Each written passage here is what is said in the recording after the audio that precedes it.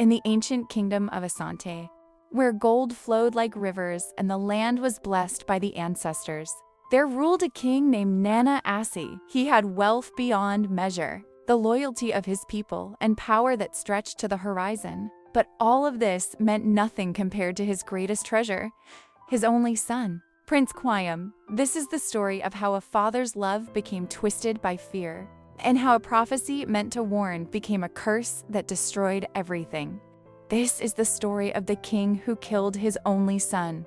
It began on a day like any other. The king sat in his throne room, settling disputes and receiving tributes from neighboring villages. His son stood proudly at his side, learning the ways of leadership. "One day, my son, all of this will be yours," the king said with pride in his voice. "You will be a greater king than I ever was, father." "I could never surpass you," Prince Kwame replied humbly.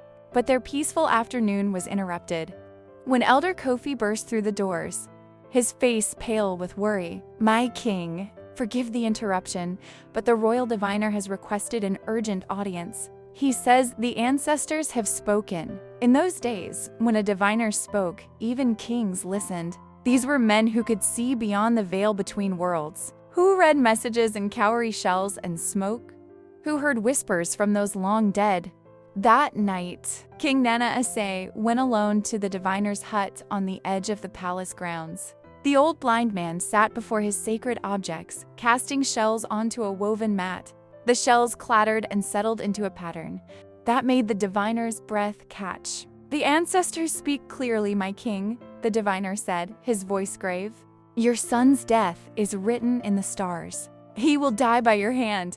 The king recoiled in shock and horror. "No, that's impossible. I would never. I love him more than my own life." "The shells do not lie," the diviner continued. "Your hands, Nana Osei. I see your hands stained with your son's blood.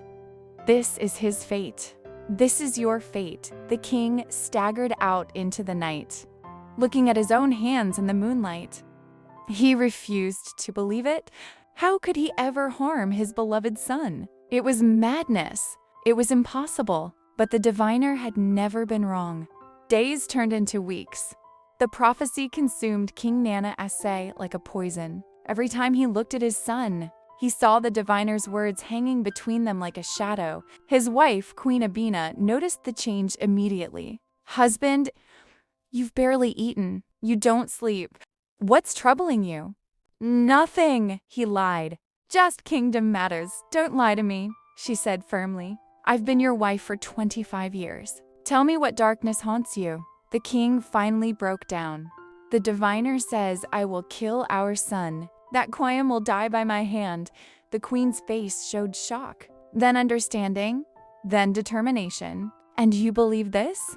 The diviner has never been wrong." The king cried, "But how? How could I ever hurt him? What if something takes hold of me? What if in some moment I don't control, I harm him without meaning to?" "Stop," Queen Abina said. "You're letting fear poison your mind. Prophecies are not always what they seem." But the queen's words couldn't break through the king's spiraling thoughts. He began to avoid his son. He canceled their morning walks. He made excuses to miss their evening meals together. Prince Kwame noticed, and it hurt him deeply to see his father pull away without explanation. And in the quiet of the night, a terrible thought began to form in the king's mind. He would sit alone in his chambers, staring at his ceremonial knife, thinking dark thoughts.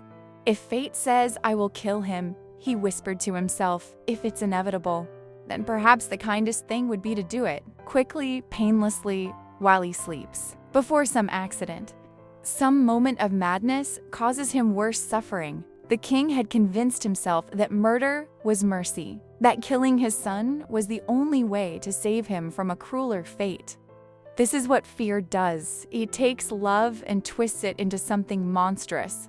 And so, on a moonless night, King Nana Osei made his terrible decision. He entered his son's chambers like a ghost. Every step felt like walking through water. His whole body trembled. Prince Kwame slept peacefully, unaware of the danger looming over him. The king stood over his son's bed, knife in hand, tears streaming down his face. "Forgive me, Kwame," he whispered. "I do this because I love you. I do this to save you from fate." He raised the knife with shaking hands.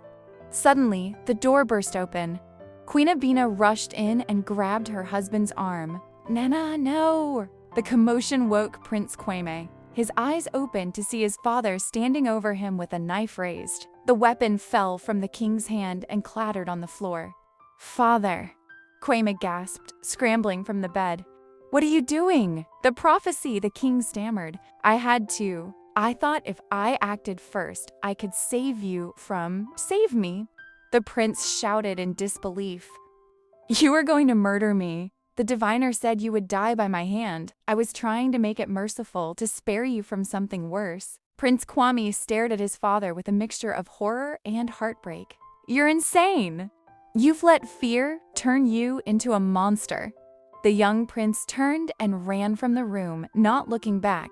The king chased after him. "Kwame, wait, let me explain." But Kwame wasn't listening. He ran down the stone staircase that led from the royal chambers, tears blurring his vision. He was running from the man he trusted most in the world, the man who had just tried to kill him. His own father. "How could you betray me like this?" he cried out as he ran. And then his foot missed a step. Time seemed to slow as Prince Kwame tumbled down the stone staircase. His body hit the steps again and again until finally, with a sickening crack, his head struck the bottom step. He lay still at the foot of the stairs. "Kwame!" the king screamed, rushing down after him. The king fell to his knees beside his son's broken body, cradling him in his arms. The queen arrived moments later and collapsed in grief. Servants and guards rushed to the scene. The royal healer knelt down, checked for breath, checked for a pulse, and slowly shook his head. "He's gone, my king. His neck is broken." He died instantly. The king let out an anguished wail that echoed through the palace. And in that moment, he understood. The prophecy had come true. His son had died by his hand, not through the violence he had planned, but through the fear that drove him to it. It was his paranoia that sent Kwame running in terror. His betrayal that made the prince flee without looking where he was going. His twisted love that pushed his son to his death. The king looked at his hands, the hands the diviner had seen, and whispered, "My hands." These hands that frightened him. These hands that chased him to his death. "I killed him, not with a blade, but with fear." At dawn, the king returned to the diviner one last time. "You knew," the king said, his voice hollow and broken.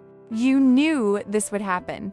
The old diviner nodded slowly. "I saw what the ancestors showed me. Your hands. Your son's death. I warned you. You told me I would kill him," the king shouted. "You made me believe I was a danger to him." "No, my king," the diviner replied calmly. "I told you what would happen. You decided what it meant. Your fear made you dangerous. Had you trusted in love instead of surrendering to fear? Had you sought to protect your son through wisdom rather than violence?" He might still draw breath. The prophecy was always true, but it was your choices that made it so. The king stood there, destroyed by the weight of his actions.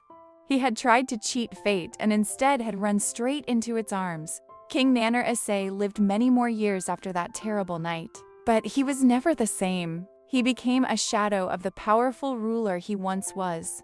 He never remarried, never had another child. The joy had left his life forever. When he died, the throne passed to a distant cousin, for there was no heir to carry on his bloodline.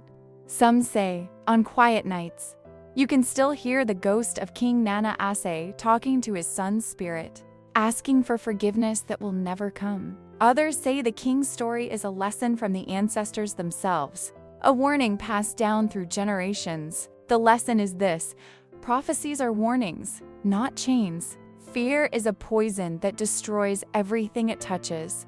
When we let fear control our actions, we often bring about the very things we're trying to avoid. King Nana Osei didn't kill his son with a knife. He killed him with fear, suspicion, and the inability to trust in love over paranoia. As the old Ghanaian proverb says, A man who runs from his shadow will never escape it, but a man who walks in the light need never fear the darkness. The king spent his whole life in darkness, running from a shadow of his own making, and in the end, it cost him everything. This is the tale of the king who killed his only son, not through fate, but through fear. And that is the most tragic death of all.